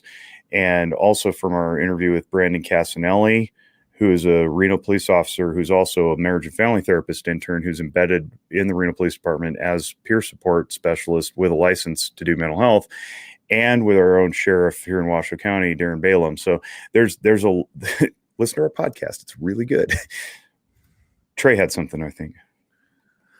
Yeah, I wanted to kind of discuss something when it comes to the veteran side of things, and it's something that I'm personally working on with one of my congressmen, one of my senators, directly. We're trying to get something to understand that a lot of veterans have issues when they come out of active service. And this is something that's extremely important for a lot of veterans. When they get a TBI or they're having issues with PTSD or something while they're in, it's impossible for them to report that because that is effectively the end of their career. Okay. So it goes without being documented. Now, the problem with it's not just a VA, this is in general. When a veteran gets out that has a TBI or has some mental health issues because of active service, they could not report while active to end of their career. They can't get treated for that afterwards, especially from the VA, because it was not a documented injury caused by active service. Military So sexual trauma too, I'll say. that's right. And so what we're trying to do is we're trying to get a bill written up that says we're going to give them a grace period, whether it's 30 days, 60 days, 90 days, a year, whatever, to say, look, if there's anything when you're going through your VA screening, before you get assigned your number, you have a grace period to document anything that can be proven to be gone back towards and traced to active duty service that could cause mental health, physical, whatever, that you did not or could not report while on active service. What that's going to do is that's going to give a lot of guys that are gals that are getting out the opportunity to say, look, I couldn't say anything about this before, but I was involved with an IED. I was involved with a lot of different things. And I think I've got some issues. I'm seeking help and I want to get this documented so I can get treated. The problem that we have right now is we have a lot of veterans out there that literally cannot be treated because it was not documented while on active service. And that's just as big of a travesty as anything else because we're telling them to hide it and then you can't get any help from it later on. And that needs to be changed as well. No, agreed. One of the biggest things that for me personally, that I see or I hear about, are the struggles that veterans like yourself, Ghost and Squib, you maybe not you guys personally, but I just wanted to acknowledge the veterans on the panel here. But the veterans, come back and then, I mean, these are America's warriors. These are the people that, were tasked with the job of keeping me safe while I'm here at home. Obviously these are tough individuals. I mean, it goes without saying.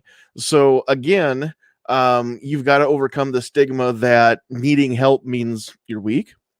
But besides that, there's I wish there was a way that I could be more involved, but I also recognize the fact that I wasn't there and I don't get it. And I'm not the person to talk to about any of this. So I'm glad that there are organizations. I know Patriot in the Dark, I had mentioned in a comment way early. I can't scroll back up and find it now, but he's part of an organization where he might get a phone call from somebody that just needs to talk. And being a Marine himself, he's got some experience to draw from, and it's not like talking to me, knowing full well that I don't have any idea where these people are coming from. Right? I mean, I wasn't there. I don't get it. I know it was bad. I don't know how bad, and I can't wrap my head around it. So, if anything, before we're done here, I want to get two main points across. And I'm going to do that now, and then we'll go back to giving people a chance to make some comments or ask some questions. But the two main things I want to accomplish with this whole conversation tonight. Number one, if you are one of the people who just want to oversimplify bad people doing bad things and say, the problem's not the gun, the problem's mental health. We've got to fix mental health. We've got too many crazy people out there. Okay. The problem isn't the gun. The problem isn't necessarily mental health either. The problem is that individual had a problem and did a bad thing. Secondly, if you are somebody who needs some help and you're afraid to get help, or you're not afraid, but you don't even know where to turn, there are ways to get help. We'll put some links in the description when we're all done here so that people can go back and find them to find some help. If you want, whether you're veteran or civilian, if you want to just go get a free screening just to see if maybe you do have some stuff going on. You can go to WTTA.org/love and get an anonymous screening. You guys don't keep those records. You don't see what people get back in their screening, right? It's just it's a resource that people can just answer the questions, and it's not done by a human, but based on the answers to your questions, you're going to get kind of an idea of maybe there's something going on, maybe maybe not. I mean, it's kind of like the cheap little tool that you can plug into your car's computer and just diagnose that, hey, at least we don't have any major malfunctions going on with the engine, right? It's kind of the first step. There's places that you can go to get help, but it's okay to not be okay. It's okay to need help. And it doesn't mean necessarily that you, number one, you're not weak. Number two, you don't have to lose your guns. Treating mental health or firing on, I guess, so we'll just say we're firing on all 8 cylinders, mentally as well as physically, or wanting to make sure that you're there. It's that's okay.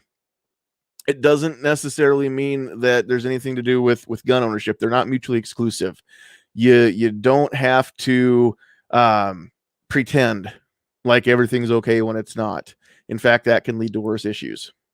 So I just wanted to get those out while they're in the front of my mind, because those of you that know me know that if I don't say it when I'm thinking of it, I'll forget and not say it later. So Squib or Defense Dad, do either of you have anything you want to either say or ask? Yeah, so I do, and I'm going to say this, and I don't mean any disrespect to the mental health profession at all. Because you talked about earlier about, like, there are some people, or can I mention that some people out there just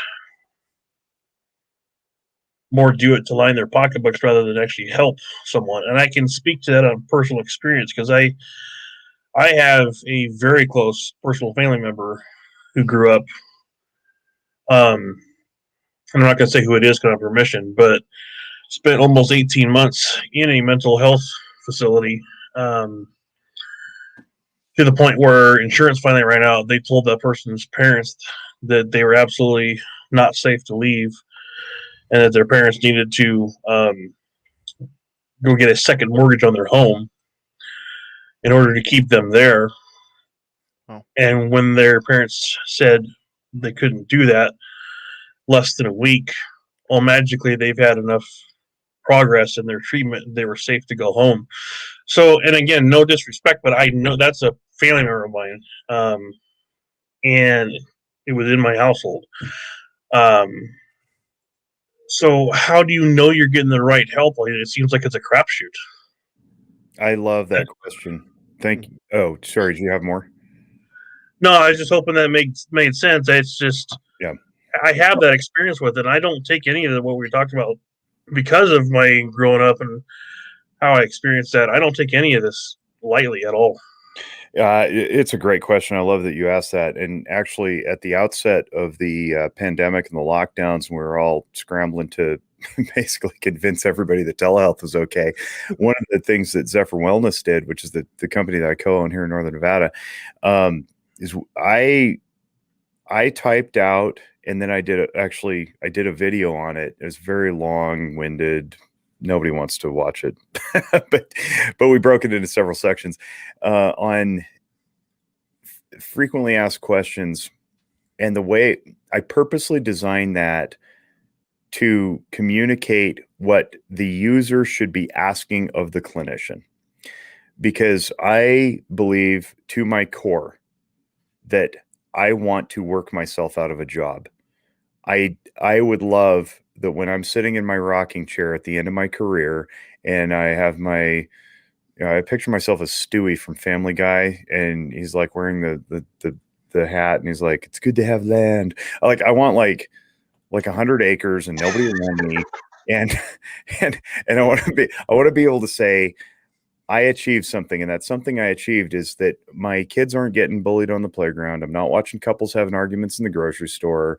and life is good because and I had to work the last 20 years of my life doing literally any other job to pay my bills. So I want to get this information in the hands of the people. So the FAQ on the Zephyr Wellness website is a great place to go. But to answer your question, you should not be in treatment in perpetuity. And if somebody was in I think I heard you say it was a facility, which sounds like residential treatment. If anybody's in there for 18 months and they actually have family support, and it's not just like a child who was raised in perpetual chaos in the foster care system and was passed around and has all this like crazy trauma history and nobody really actively participating. And even in that circumstance, I would say if you're in a facility for 18 months and there's no reasonable improvement, that is not only unethical, it's illegal, and it's tantamount to fraud. That's crappy care. And I know because I worked in a residential treatment facility for 2 years. That's despicable. So I just reject that at the outset. And I'm so embarrassed for my profession as a whole that you had to go through that. But I know it happens all the time, and that's the nature of corporate healthcare. So I would love to not be working. Some people don't necessarily share that belief, and I would also say that we should be cautious not to attribute to sinister nefariousness what can otherwise be chalked up as incompetence or ignorance. Some people are just not very good. But we also have to be mindful that there are those of us who don't have our best interests in mind. And it is our job as receivers of that care, as consumers, to push back and say, I demand better. And I asked that partly because I also have family members that worked in the mental health field. And I have a sister-in-law who is a psychologist. My own mom was a nurse, but the last 10 years of her life, she worked in a mental health facility working with adolescents and dedicated the last 10 years of her nursing career to that. So I've seen both the good and bad, but it's just, it's hard to sometimes trust. Like, how would you know that you're finding the right person? Go to the FAQ page, man. I covered a lot there. And if you don't have it, anybody can hit me up. I'm easy to access. It's either info@zephyrwellness.org or jake@zephyrwellness.org. Feel free to shoot me an email and I'll answer it the best I can. I know we're time limited here and people's bladders are full. Jake, if you want to, over on the internal private chat there, go ahead and drop a few links and I'll copy and paste them into the main if you want to do that. Your website, email addresses, whatever you want to throw in there. So while Jake is doing that, Squib, do you have anything that you want to chime in there? We're a constitutional republic. Not a democratic kind? There's a difference.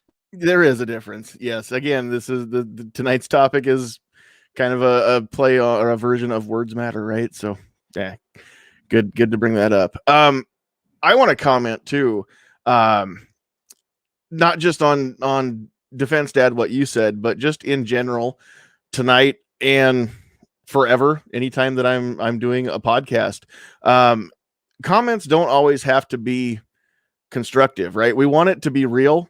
If you've got a comment, if you've got something and you're afraid to say it because it might hurt somebody's feelings, we've got a couple guests that we don't normally have tonight. As long as you can ask your question or phrase your comment in a respectful way, it doesn't all have to be rainbows and unicorns here, guys.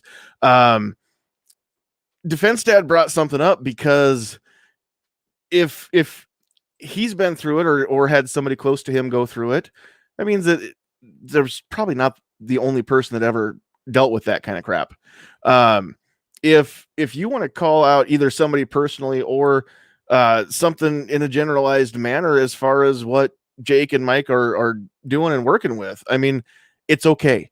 It's okay to have the discussion, because if you're thinking it or you're feeling it, then somebody else probably is too. So whether it's tonight or, like I said, at any point, any night that we're doing this, I mean, it's okay to sometimes throw those comments out there that are more I don't know if I want to say negative or derogatory, but just it's okay to bring out and talk about the bad with the good, because again, this is all about discussion, right? It's about learning. It's about, it could be that comment right there that makes somebody share this with somebody else who needed to hear that. And so I'm glad you asked that too, Defense Dad, because that was cool. All right. We're going to wrap things up just so that it doesn't get too late. And my dog's asleep right now, but when she wakes up, she's going to have to go outside. And so we'll try to get wrapped up before she does wake back up. Yeah, she's shifted. I'm going to go back to sleep. Great. So, sorry. No, that's cool. So does anybody have anything else that they want to, mention, get thrown out? And Mike and Jake, we'll start with you guys. Is there anything that you guys wanted to say that we didn't get to tonight? You haven't had a chance to say it yet, or something you were hoping somebody would ask and they didn't? You're free to ask yourselves your own questions if you want to. I just want to fire that new Ruger. Yeah. If anybody wants to, ship me one as a test subject, that'd be cool. If you as a cancellation prize, you could go to my site on YouTube and see me shoot it. Pat, he's all hard, isn't he? Sorry. Well, now Jake did say though he's got family in Elkhorn, so if you come to Nebraska, then you'll just have to get in touch with us and see if there's a way to get together. Might be there. That would be. You're welcome anytime at my fire. Thanks, bro. All right. Does anybody else have anything that you want to? John, I just want to say that once again, there's a lot of, we take a lot of beatings in the firearms community, especially now after these tragedies, but there's a lot of good things going on. There's a lot of things that I can't even talk about. There are instances where I have mental health organizations fighting against some of these laws, because what I've done is every time I look at a law, I try to find the angle that, adds fuel to the stigma, the stigma of mental health. So we do have allies out there. They might not be perfect, right? But we have overlapping interests. And that's why it's important right now, especially if you're on social media. Sometimes in our circles, people are like, why do you sit down with certain people? Or, why do you try to bridge this gap? Well, I try to bridge this gap for exactly what's been happening lately. When these tragedies hit, and I can get the vice president and the president of these organizations who originally probably would have just doubled down on any emotional law that was going to be presented. And they say, look, someone's asking me to support this. Hey man, why is this bad? Tell me again why we shouldn't back this. And I'm able to kind of talk them down and make them understand why this is not going to change anything. This is not going to stop mass shootings at all. That's why I do this. And I can't just sit there and flame these people and show these conversations, these text messages. I mean, I my circle sees them. Jake knows, but there is some stuff going on, and this is why this is so important, because I know a lot of people, especially with like the Pincus controversy right now. And I'm not going to say that I'm going to go, sit down with Dan Gross or anything like that, but I have developed these relationships to where they can contact me and I can bring them right back into a reality to make them understand why these laws are silly and they will only add to the stigma of mental health, and they're racist and they're elitist and all these things. And this is 3 years of work, man. This isn't just, overnight they respected me. I had to gain that trust and have those conversations. So Walk Talk America, please, everybody that's listening, go check it out if you haven't. But that's really what our mission is now, and we're focused on that. So, very cool, very cool. I think in seriousness, the last thing I'd leave is a plug for a guy who was also on our podcast, Christian Conti. If you want to learn more about this psychology stuff, a very easy to read book that's universally applicable to everybody's life. It goes for about $17 on Amazon. It's called Walking Through Anger. And it's a little less about actual anger and more about his yield theory that he developed. It's a way to communicate so that you don't arouse somebody's defensiveness. And I think we can all use a little more of that. Yeah. And I would plug that. So Christian Conte is his name, Conte. We had a great show with him, but his book, there it is. Mike's got it. Yes. Walking Through Anger. It looks like a yield sign. I would encourage anybody to pick that up. It's not just for, clinicians. It's for anybody who wants to learn how to communicate better. Very cool. I have to find some of those and get some links to a couple books put up there too. So, all right, we're going to wrap things back up. But before we do, one last time tonight, we're live on Facebook and YouTube. Thanks in part to Decoding Firearms, an easy to read guide on general gun safety and use. And I've got my copy actually right here. I can hold my own copy up. Also on the WTTA podcast. Right. Tell you what, everybody who is into 2A advocacy either knows John or is getting to know John. He's getting his name out there and doing some great stuff. But Decoding Firearms is a comprehensive guide to aid new shooters and veterans alike to get up to speed on the safe use of guns. With over 115 illustrations and 266 pages of content, this book is very comprehensive. If you're interested in learning more about Decoding Firearms, you can visit johnpetrolino.com/decoding firearms, and that is right there on the screen for you if you wanted to pause that. Decoding Firearms is available for sale on Amazon as a paperback or a full color Kindle version. Be sure to pick up a few copies for your friends and family members that want to get into the shooting world. Decoding Firearms, get yours today. All right.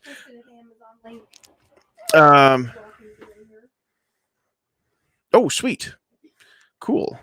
My beautiful bride put that up there, and I'm going to put this one in there as well for Decoding Firearms. If anybody wants to go find that book, it's right there in the comments too, a link to that. So and some of these other books we will what was the first book that you guys were mentioning, the young lady or the lady had written? Yeah, I said in a messenger through Facebook, but it's a Warrior: How to Support Those Who Protect Us by Dr. Shauna Springer. That's the one that I would like to get my hands on and check that one out too. So, all right, we're going to give everybody a chance just to have any closing thoughts, and also we want to find out where people can find you. So we'll just kind of go. We've kind of got a little bit of a Brady Bunch looking screen tonight. We're going to start down at the bottom and work our way back up a little bit. So Jake, you're Alice tonight, I think. Isn't Alice the one that was in the middle? So. Right, yeah, everybody's pointing at each other. Okay, so Squib, we'll start with you. Any closing thoughts that you want to have, and then where can people find you if they want to hear what you have to say? And nobody wants to hear what I have to say. I keep telling you that's not true. Whatever. Probably not a good idea to jump on the show tonight, but still, I do appreciate the invite. Yeah, absolutely. I'm glad you were here. All right. Actually, we'll save you guys for last. So we'll move over to Ghost. Where can people find you? And any other closing thoughts that you want to throw out there? Go ahead, sir. Yeah, I don't want to plug anything. I'll just say this. If you're out there and you don't know that there's a light, you can't find the light, first of all, call myself 24/7, text, email, call Jake, call Mike. I know these guys personally. They'll take your call and email any time of the day. They're awesome people. Understand two things. One, I say this in every single podcast. One, you're not alone. And two, the world is a much better place with you in it. The problem that we have is that most of the people that are struggling with mental health don't know they have a problem. So if you have a loved one, look for tell signs that something's off with this person and confront them, talk to them, not in a negative way. Talk to them as quickly as you can and try to get them as help as quickly as you can, because most of the time they don't realize that something's off. Thanks for having me, man. Yeah, thanks for being here. All right, Pat, we'll move to you. Where can people find what you have to say? Where can people find the videos for the Max 9 and the Shield Plus? Well, you can find me on YouTube. I do have both of those particular videos up. I have me shooting both of the guns, and my wife has finally decided to come on camera and kudos to her because she's a little camera shy. So yeah, she's on there too, reviewing both of the guns, and we're gonna do a sit down review of both of them, pros and cons on both. But yeah, you can find me on YouTube at Pat Hirsch, and yeah, again, thanks for having me on tonight, John, as always, and thanks for our guests being on here tonight. It was a very, very good conversation tonight. Some good stuff got said here tonight. I think sure. so too. And, sure. and Hirsch is spelled Hersh. Yes, sir, it is. Looking for Pat's channel there on YouTube. And can I just say that it is kind of nice finally to see somebody who's actually nice looking on your videos, because normally when I see somebody that's not you, he looks just like you. And so yeah. Inside joke.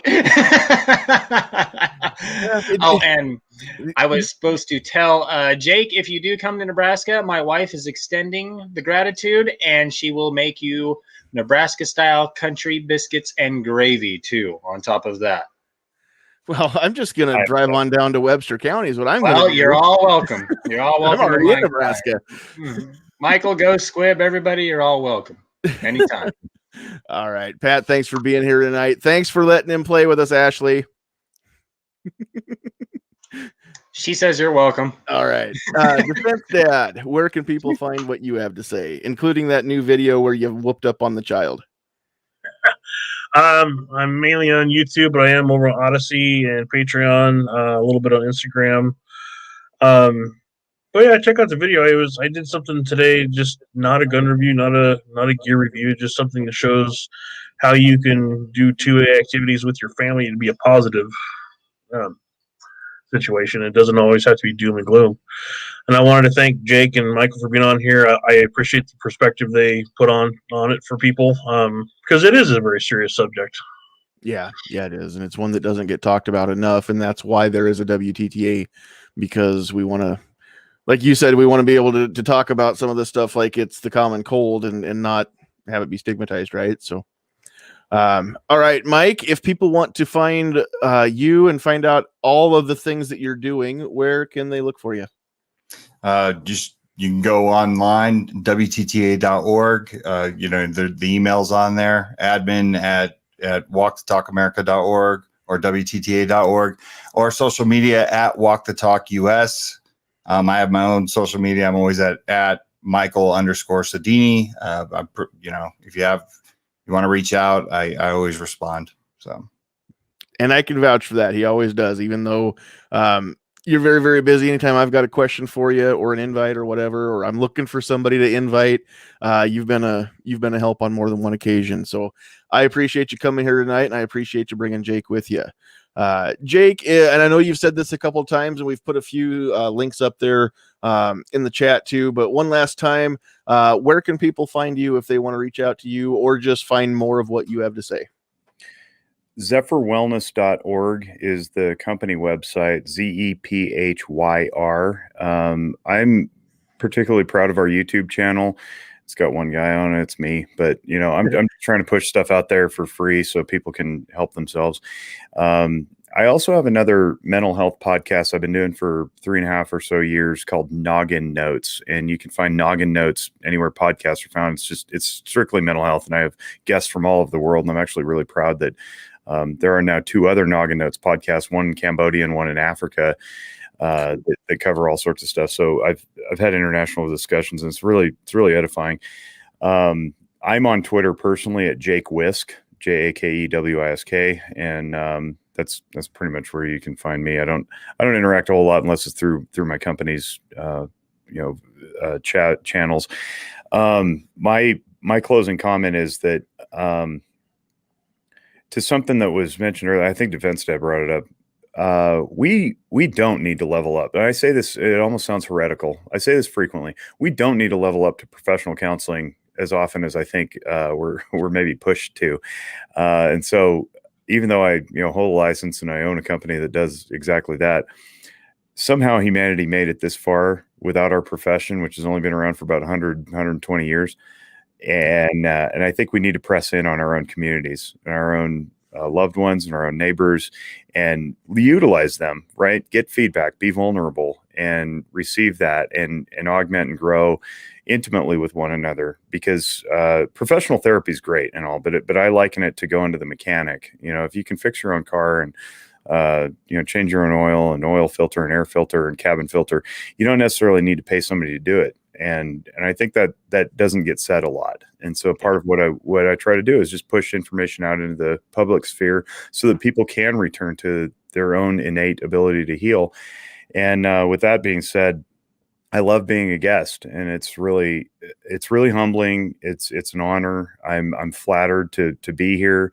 I always end up pinching myself when I show up on somebody else's interview or podcast or show, because it's like, when did this happen? When did I become the expert? So thank you for that. And I'm really proud to be able to share what I have to share. So I appreciate all you guys, everything that you're doing to, continue to advance knowledge and protect rights. And I'm very humbled. No. And we're very, very proud to have you with us. Real quick before I forget too, I do want to plug, it's not live yet. We can't send people off to order these yet, but NFOA has got a line of some hats, some t-shirts are coming, and some quarter zip pullovers are coming.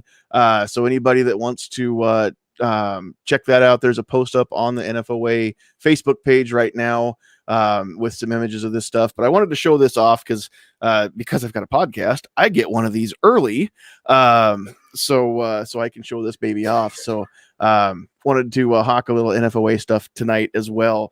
Okay, real quick before we go, we've got the list, and I tell you what, I have had nights where we filled up a whole page with names.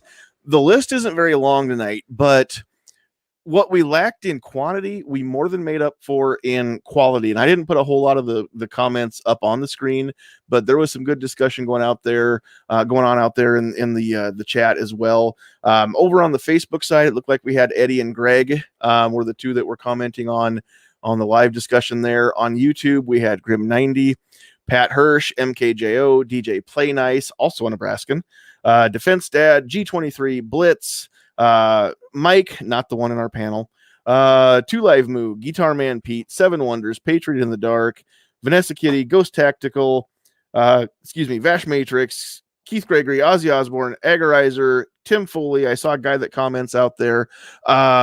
So again, if you don't make the comments, we don't see you. We don't know you're out there. So go ahead and light it up next week out in the comments. It's a little late now to get it in. Mike and Jake, before you guys log off, once we're no longer live, I've got a couple things I want to bounce off of you real quick. So if you guys aren't in a huge hurry, don't sign out yet. On behalf of Squib and Ghost, on behalf of Pat and Defense Dad, and of course Mike and Jake and Walk the Talk America and Sandhills Sweetheart and myself, thank all of you for watching, for listening.